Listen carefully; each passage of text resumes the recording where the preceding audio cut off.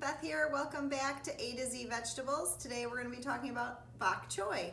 It can be found at the grocery store around kale, the Swiss chard, all the leafy greens, and it is easy and nutritious to prepare. So 3 cool facts about bokchoy. It is full of iron and calcium and magnesium, which has been found to support bone structure and bone health. It has potassium and magnesium, which helps with lowering our blood pressure naturally. And it also has something in it called selenium that has been found to trigger and help support our immune system and stimulate production of T cells. So that's really important right now where there's a lot of viruses and flu bugs going around to help promote our immune system to fight all of those things off. So you can make this into a stir fry, really easy, chop it up. You can use the leaves and the stem.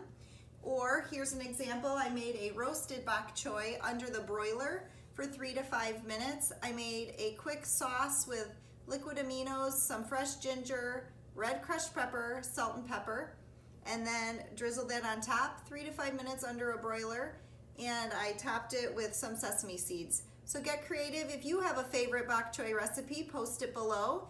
And don't forget to subscribe so you can see my further videos. Have a great day.